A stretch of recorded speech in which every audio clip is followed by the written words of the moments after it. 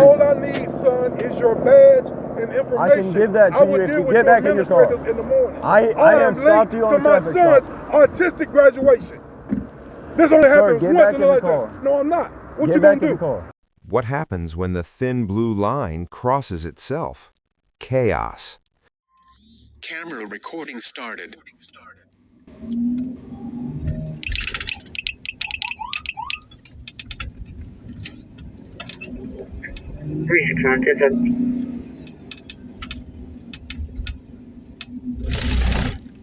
On February 6, 2025, in Henry County, Georgia, a traffic stop spiraled into a masterclass on entitlement and intimidation.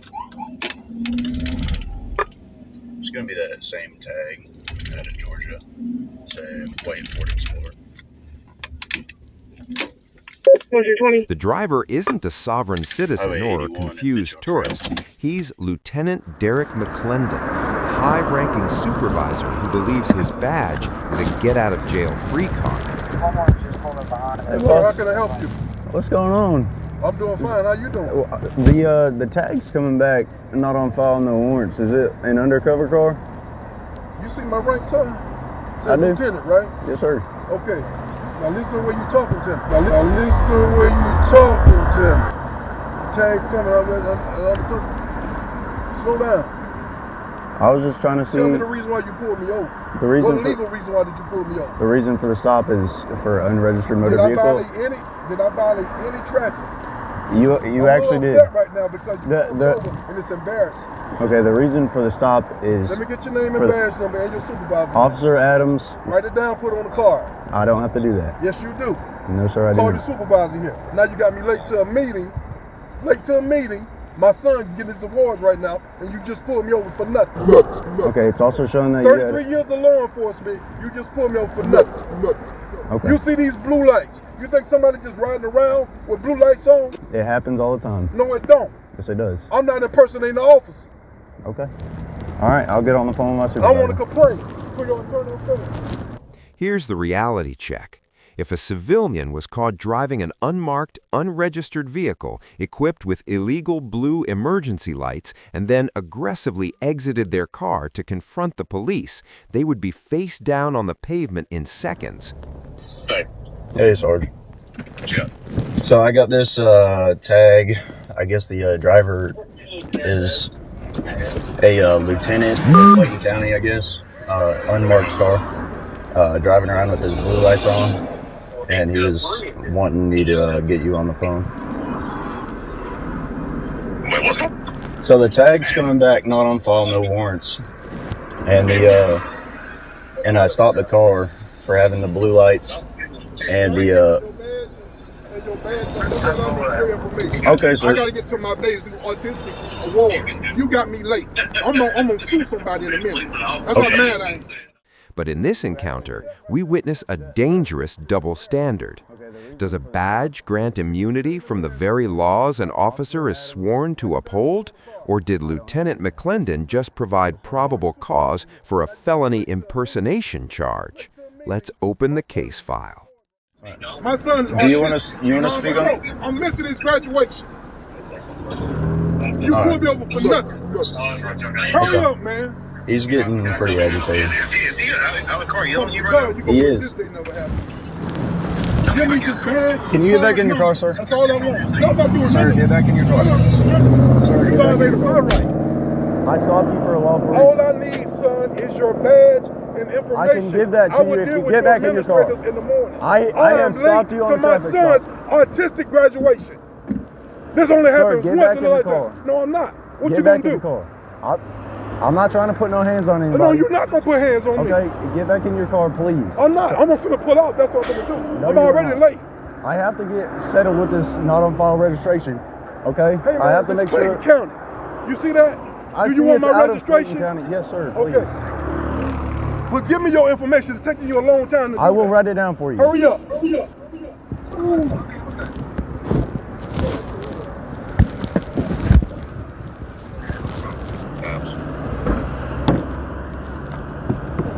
Yeah, I probably need one of y'all out here. Where you at? I'm on 81 and... 30382 in unit 252. Mitchell Trail. Where's the forward reading post? Thank you. Radio 366 260. Temple.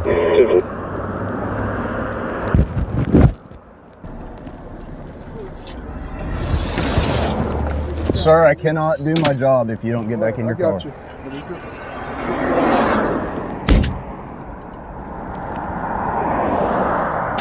I'm trying to get you out of here quick. I just got to figure this out. I'm late now. My lawyer. County lawyer.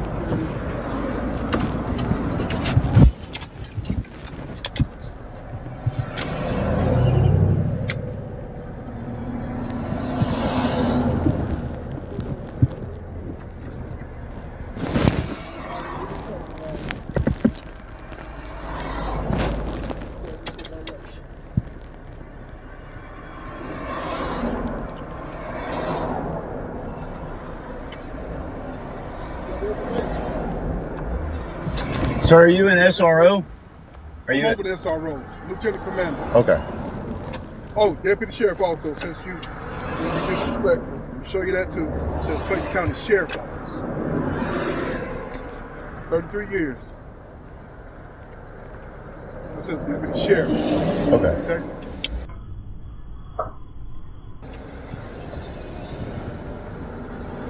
Take them 8 years, SWAT team 7 years. What else you want?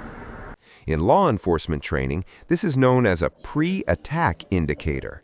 By closing the distance, McClendon is actively stripping Officer Adams of his reactionary gap, the time and space needed to respond to a threat. My supervisor's coming out here. Graduating, autistic nonverbal. You just made me miss it. That's what you just did. You could have told me, have a nice day. That's what you should have said. You saw my credentials. Have a nice day. I wish I could have, but I have to investigate. I have to investigate. You got my phone number and called me. I could have said that to you. I have to investigate potential impersonators. That is not at all what it is about. I didn't even see what color you were. You done? I cannot valid. I cannot. You requested my supervisor.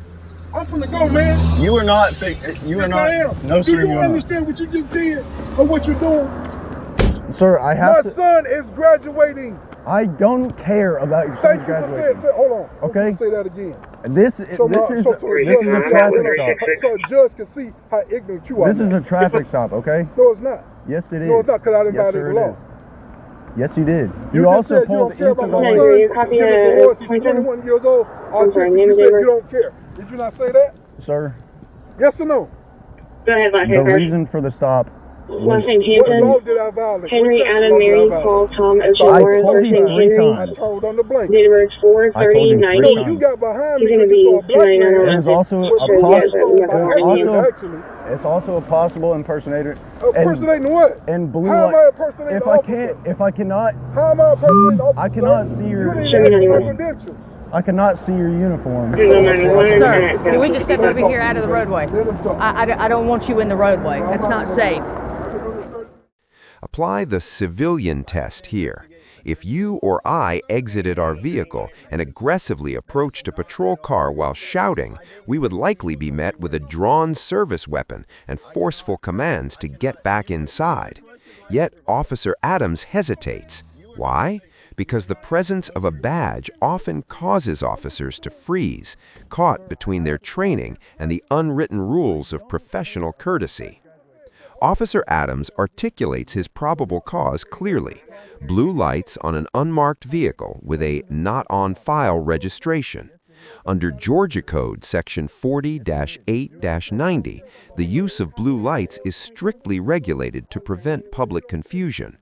Furthermore, Section 40-8-92 creates a critical distinction. While clearly marked police vehicles are exempt, unmarked vehicles must possess a specific permit to operate emergency blue lights. McClendon's vehicle is unmarked. His registration is invisible to the system. Legally, at this exact moment, he is indistinguishable from a police impersonator. Well, I'd still prefer you be on this side and not this side with the moving traffic. Yes. What's going on?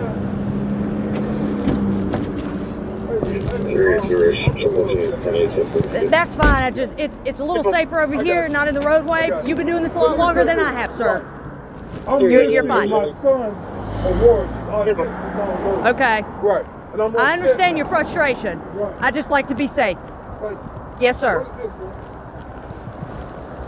That's my name and badge number, Okay, like you what's requested. his last name? What's his 930? 9130. What's his last name?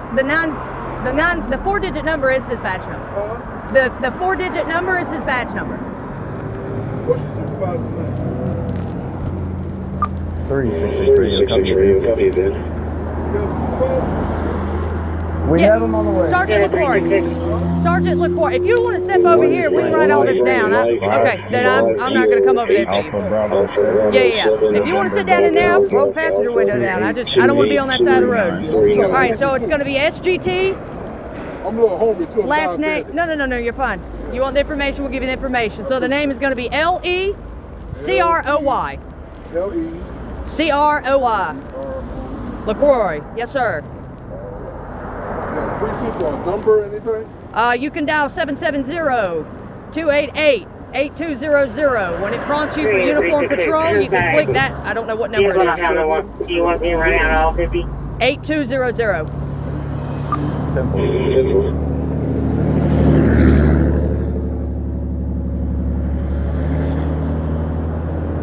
As I'm calming down, you got to call my wife.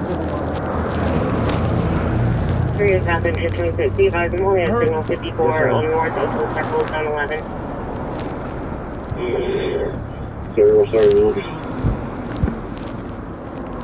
Caller advises people are smoking 38B and drinking alcohol. You good? Advise 3 or 5 miles in the driveway, out the rental. Even there's Did you call him? Call failed, yeah. Yeah, when I tried to call you, it went straight to voicemail.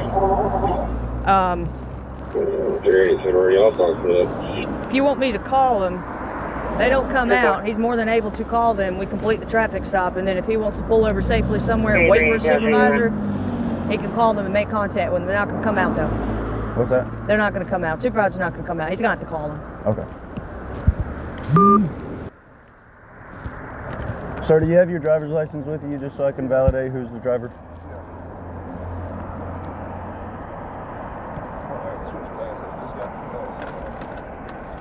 As I'm fired up, man. I'm missing my baby stuff, man. I understand. I'm sorry for making you See how I late. switch glasses on? Look. Just got these. Couldn't see. Yes, sir. Reach into my bag where there's a weapon inside, okay? That's fine. You have one on your hip.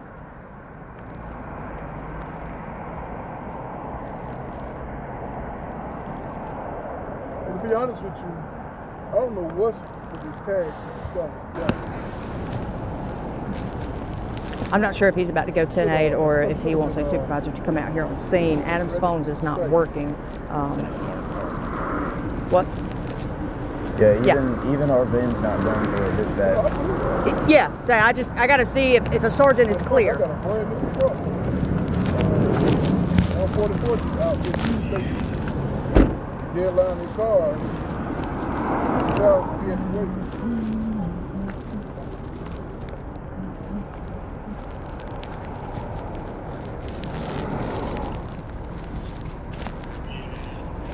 I'm 100.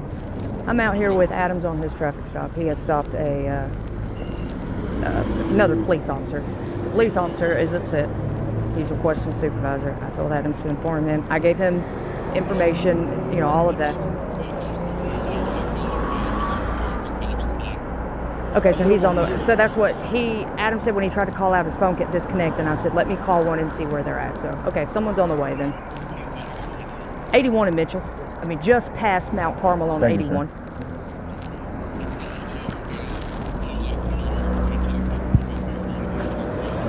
Sergeant Phillips is on his way. Okay, say again, I'm sorry.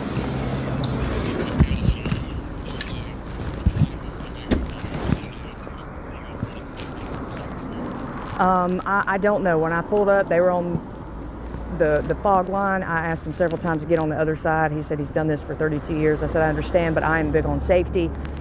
And then he said something like his son is autistic and he's on his way to something. Don't quote me, I thought it was like a concert or something. I'm not 100% sure, but he asked for all the information. I gave him all the information. He's sitting back in his car, and that's when I asked Adams. I said, what is going on? And he said, I'm trying to call the supervisor. I don't know if they're on the way out here. I said, I'll call him real quick. Okay, that works. That's all. I'm just gonna stand by, just to stand by. Okay. Okay, perfect.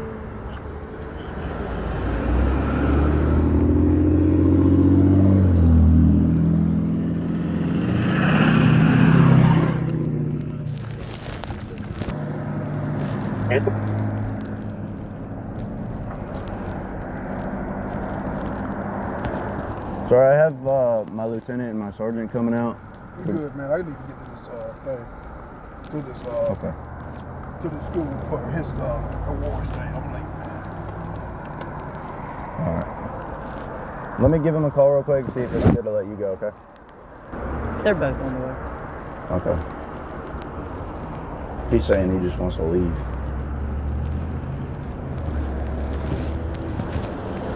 Is your phone messed up? I guess, I don't know. I think it keeps disconnecting from the Wi-Fi. Yes, it kept going straight to voicemail when I called to see if you were good. That's why I came out. Hey, he's just saying he's trying to get out of here. Do y'all still want to come out here? Or his nonverbal autistic daughter's graduation or son's graduation, one of the two.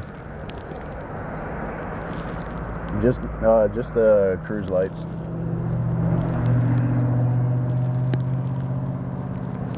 No, originally I stopped him because the tag wasn't coming back for anything, so I was gonna confirm it was actually registered.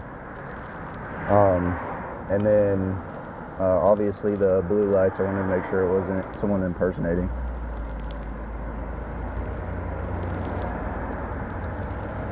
I am.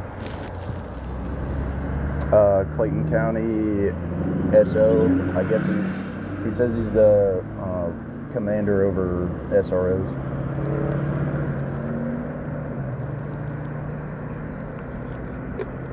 $95 ready. I'll be tagged until you know. 10-4. No, he wasn't like making anybody move out of the way. He has. I'll go ask him.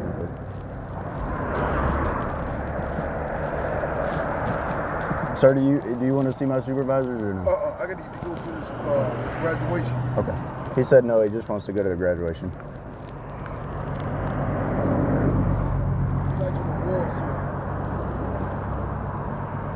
Put him on speaker. Do what? You got a speaker? You got a speaker? Yeah. What's his name? Hold on, he wants to talk to you on speaker. Hey, sir. Sergeant Phillips. Hey, man. I'm a little upset right now. I'm good, but my son is autistic nonverbal, and I'm late to his it's called award ceremony. He graduates this year. I'm diabetic. I have an 8, so everything is going fast right now. And I need to get, So I told him let him calm down now. Can you give me another 1011 and attach it to the Acadian draft line? Yeah, I was upset, man. I told him calm down now. But I got to get to this award ceremony because this is last year in school, and I'm hungry too. Yeah, so I told him I'm good.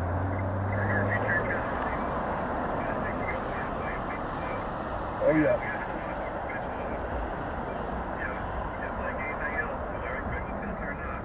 Deal with it every day. I know. Yep. Okay, man. Hey, man. You did your job, man. I'm just. Okay. You see this right here? I do. I ain't touched it. All right, everything good. Just let him head out. 314-302, you can 1022.